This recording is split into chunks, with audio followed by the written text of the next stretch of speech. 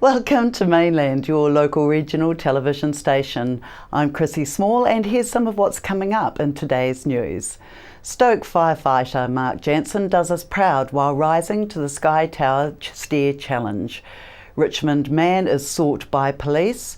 40 years of Nelson Marlborough Institute of Technology nurse training is celebrated. And local youth go into the Dragon's Den, and Smoke-Free Rock Quest showcases our young talents. After 9 years, the Firefighter Sky Tower Challenge has become a New Zealand tradition.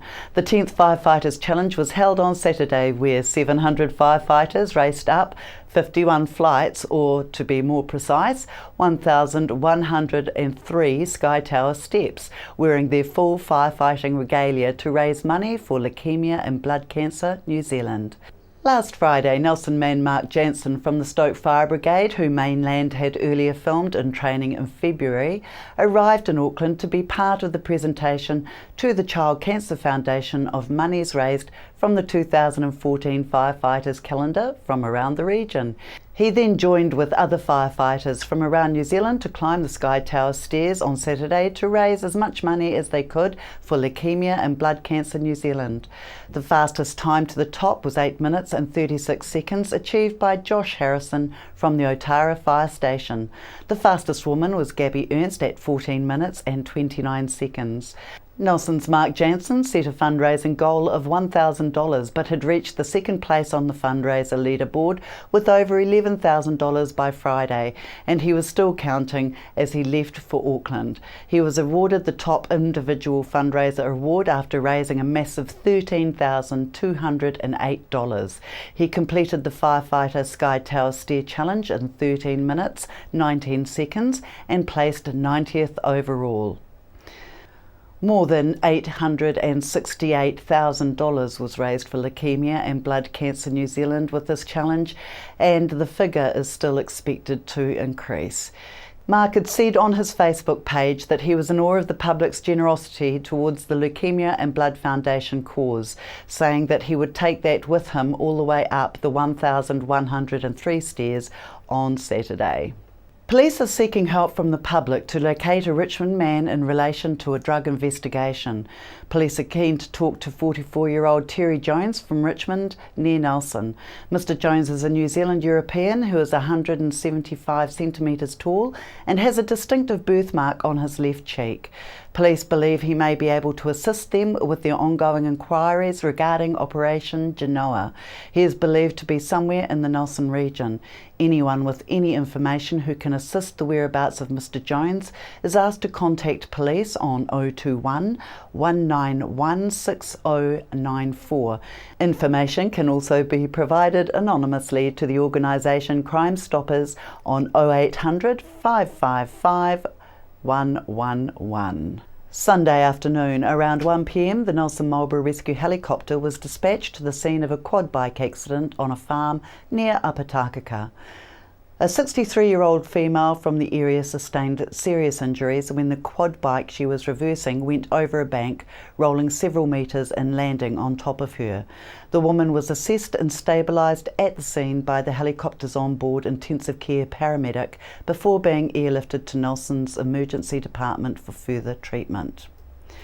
This was the third mission the helicopter had flown that day after two earlier medical missions, one at 7:30 a.m. to Takaka and another around 11 a.m. to the Waihope Valley in Marlborough.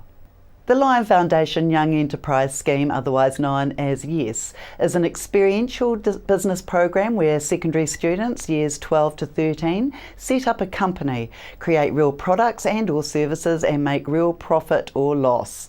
I spoke with Regional Coordinator for the Top of the South, Robert Panzer, in the studio about the event, its history and what's coming up for those students involved this year. All right, Robert Panzer, lovely to have you here. The Lion Foundation Youth Enterprise Scheme Time of the Year again. That's right, that's correct. Thanks for having us again. The Young Enterprise Scheme, the Lion Foundation Young Enterprise Scheme. I just want to go a little bit about the background, if you don't mind. Sure, yeah. Skipped over that last time. It's 30 years already going, and the whole trust is actually it's funded by grants, sponsorships, and donations. And what we basically do is promoting and teaching enterprise and financial literacy in the schools. So that's the main thing what we try to achieve at the schools. Sure. And the programs run from year 8 all the way up to year 13. So there's a whole bunch of programs. And last year, for instance, there were 100,000 school kids, students participated throughout New Zealand in the Young Enterprise programs. So, and they did a survey. It's interesting that they did a survey, alumni survey, from people who've been doing it and have done it, and 32% changed their pathway after school, after secondary school, Sure. because of the scheme and because of the program. And a total of approximately 50 companies have been formed out of secondary school relating to the program. Great. Now, we've had a few obviously successful companies or students have gone through into the finals and won, in some instances, the top prize on a national level. That's correct, yeah. We had this is my 4th year that I'm here covering the top of the South, and we have had very, very good teams over here going to the nationals. You might remember 3 years ago we had Power Discs. That was a recycled disc for playing with animals and dogs. Yeah. Then last year we had Ethical Mall, Mm-hmm. which were from Garran College as well, and they did very well at the nationals. They won quite a few awards, excellence awards, and they were just runner-up. A little bit of background news from them: they all went to university, had to shut down the website. However, it is very easily resurrected, and they're talking about resurrecting it. And same last year, we had the girls from Marlborough Girls College. They won the region, and they did very well actually at the nationals. They didn't win anything. However, I just got an email yesterday from them back. They're spread out actually over New Zealand now. Right. But some of them are in Wellington, some are in Auckland. Next week they're gonna meet up.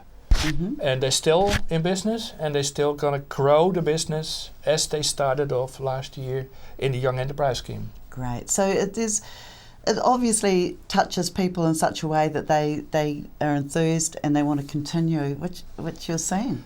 That's the whole, and that's my whole drive as well. Is we try to get them interacting during the school years, the last 2 school years. We try to have them interacting with the real business people. Sure. And I know even from this year and the previous years too, but we talked to a couple of teams this year, and there are several are already combining and collaborating with food and beverage companies, big ones in Nelson and area, IT companies, and manufacturing companies. Right. So they are going out there, and I know it is for a lot of students a little bit intimidating, can be a little bit intimidating, but that's all what this program is all about as well, is building the confidence of the students, Right. so they can go out there and tap somebody on the shoulder without being afraid of asking. Right. So now we're looking at the mentors, the businesses who are in behind, the business people in behind this scheme. Tell me a wee bit about those. There is, we had, in term 1, we had Enterprise Day, and that's why I link them up and match them with mentors. And we have a fairly substantial list of mentors, and all the time I try to find the right mentor for the right team. So as I said, most teams will have mentors now. Mm-hmm. Some of them have found them themselves. I have to say there's a lot of teams at Nelson Boys College, of course, and they have a lot of mentors there as well, and they did an extra push a couple of weeks ago for mentors as well. So that's again, that's part of the whole program, is putting them in touch with the real business world. Sure. And those mentors are happy to help those teams wherever they can. Right. And of course now these teams are getting all ready to do their Dragon's Den bit, aren't they? Which is quite a challenge. It is a challenge, and for some people and some students, of course, it is a bit of a daunting task. However, they should have by now all a product or a service, should have written their business plan, and now it's from, okay, we have our business plan and we have a product, but actually we should need some money now to continue. Sure. And we have $2,500 to give away in total at the Dragon's Den. So you might know the Dragon's Den is based on the British TV series. In the British TV series, there's 5 high-powered business people who have 20 or 30 pounds, £1,000 to give away. Yeah. This is a little bit more down to earth. As I said, we have $2,500 to give away, and for us, the Dragons won't ask for a part in the company. Is basically seed money for the teams. So basically what they have to do now at the Dragons Den on the 27th, Tuesday the 27th of this month, Theatre Royal, we start at 4:30. Basically what they have to do is pitch their product and try to earn some money to build up their product and sell it. And then the next step will be for them to have it, sell it, and the next step is in August 23 at the market day. Right. Then you'll see them at the market day, Great. having their product hopefully, Yeah. and selling it directly to the client and customer. Fantastic. Okay, so when is the Dragon's Den?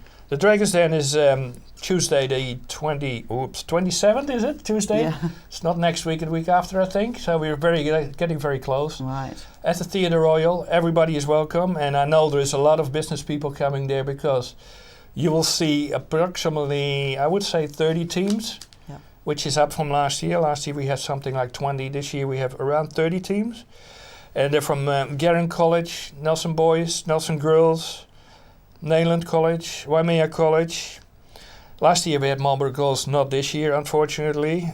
Buller High actually has signed up as well. We'll see whether they can make it or whether we're gonna Skype at at the Dragon's Den. Right. And previous year, Golden Bay and Motueka did participate as well, but not this year. It all depends whether the school runs a business studies or an economics division.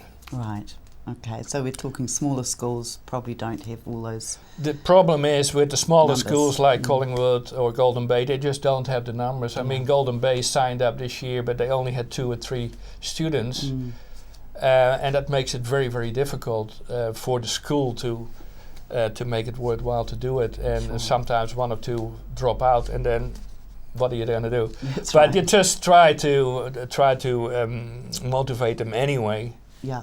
To get them going. And most of them, those ones who drop out were year 12, I think, as well. So quite often the year 13s are quite a little bit more motivated and getting out there. Sure. Okay, so Robert, this is a great scheme. 30 years of being a constant is amazing. It's obviously, and out of that, I guess we're looking at some really good business people out there in the community now who began. Oh, definitely. right and here at and the yeah. And also, as I said, the Young Enterprise Trust, there is a big program, the alumni program, and if you look at the website, it's youngenterprise.org or .co.nz, I think it is, yeah.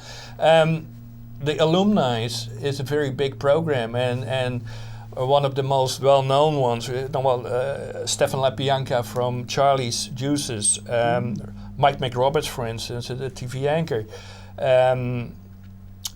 And there is a whole bunch of other ones which are not directly, some of them are still in business and as such, but like Mike McRoberts as well, he said, well, what does it have to do with business?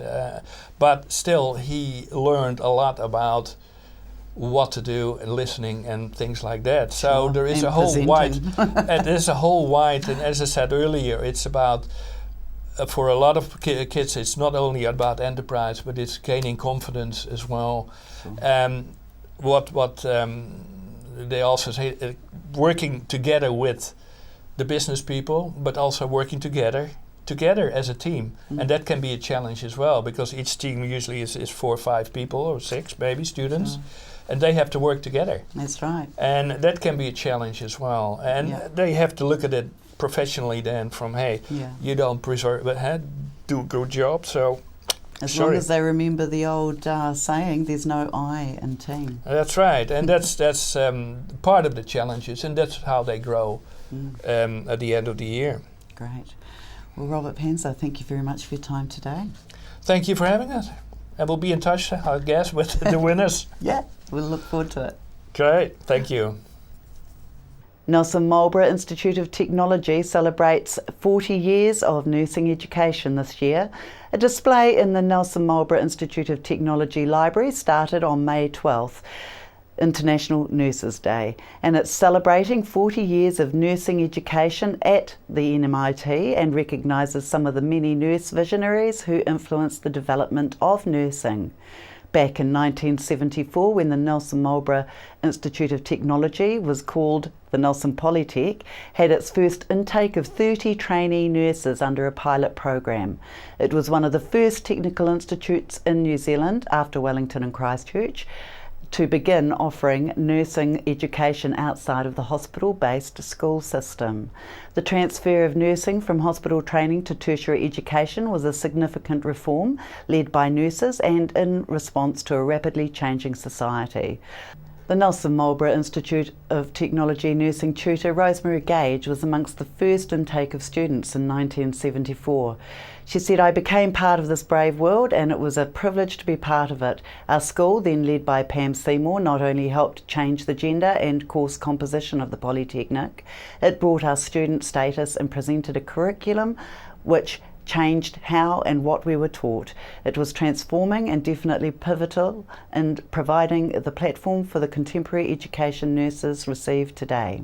Nursing Program Area Leader Chris Dunn also graduated from the Nelson Polytech back in 1983, and she says that while she doesn't consider herself old, so much in nursing education has changed since her student days. She said students were on campus from 8 a.m. until 5 p.m. and wore zip-front blue denim dresses as uniforms. If you needed to research something, you had to go to the library and look it up in books using the index card system. They did have dolls and mannequins, she said, but they were primitive and stuffed fabric dolls. Chris returned to tutor at Nelson Marlborough Institute of Technology in 2012 after a 30-year nursing career spanning New Zealand, Australia, England and Canada. And she said the main change she sees with nursing education today is that it is much more student-focused, interactive and applied. There are also a lot more blended delivery options with more directed and online study. At this time, around 200 students are studying nursing programs from certificate to degree level at Nelson Marlborough Institute of Technology each year. Facilities at the Institute include high-tech mannequins which can be programmed to simulate a wide range of health conditions, a clinical practice space with 6 hospital beds, 2 biology laboratories, a microbiology laboratory and teaching spaces in classrooms. Students' pass rates and employment outcomes for Nelson Marlborough Institute of Technology nursing graduates are excellent. According to the new graduate destinations survey conducted by the Nursing Education and Tertiary Sector, Aotearoa New Zealand, in March 2014, the NMIT's nursing graduates had the highest employment rate across all of New Zealand, with 89% of 56 graduates from 2013 known to be in nursing employment. It was a mix of live music, original songs and first-time nerves. It was all part of the fun at the Theatre Royal on Friday in front of a capacity crowd at this year's smoke-free RockQuest Nelson Heats. RockQuest founder and director Greg Common said that the entrants encouraged each other and provided a great response to whoever was on the stage at the time. He said, "It's always great to see the family support at the Heats, but we sold out and we had to turn some people away. So the message is to get in early for tickets to the Nelson final next Friday night. There is now a separate category for the duo and solos, and the top two duo solos for Nelson selected at the heats were Gabriella Atkinson from Garran College and Zai Shaw, Nelson College for girls. They will play off at the regional finals next weekend for the first and second place, and both will go into the judging pool for the national final. The top 10 bands to play off next Friday are Aeon Venture of Garran College, Fire Without Permit, a combination of Nelson and Waimea College, O Block from Garran and Nelson College, Paper Scissors from Motueka High, Richter Scale from Motueka High, Slim Conviction, which is a combination of Garran, Mainland and Waimea College, Toxic Vein from Waimea College, Velocity from Nelson College, and Celestia, Garran College, Westbrook from Nelson College, Garran College and Mainland College. Around 650 bands and solo duos will go through to the regional heats and finals in 24 towns from Invercargill through to Kerikeri between now and the 4th of July. Glenn Commons says that while Smoke-Free Rockquest is a competition, the environment at the heats is very supportive. The Nelson final is on at the Theatre Royal next Friday, the 23rd of May. The start time is 7 p.m. Tickets are $10 for school students and $20 for adults from Ticket Direct or at the venue. Mainland caught some of the heat winners on Friday, including heat finalist and last year's New Zealand's Got Talent entrant, Gabriella Atkinson. I'm going to be singing a song that I wrote with a group of friends and myself last year. So, hope you guys try to forget, but it's just so hard, so hard. After losing you, my heart is covered in scars. Sometimes I feel like walking outside your door. Maybe we weren't compatible, we had different ways.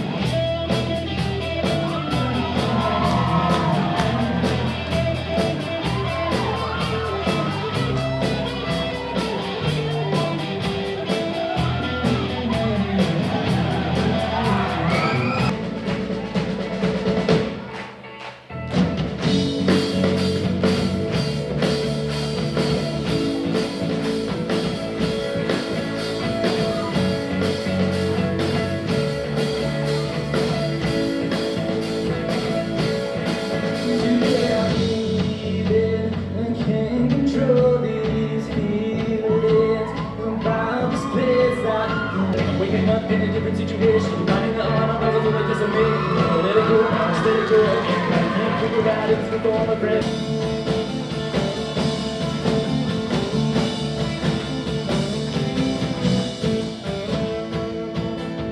You stole my style, now I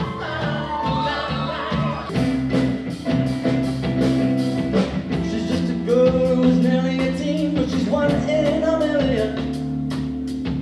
Prettiest thing that I ever see, I don't think I can win.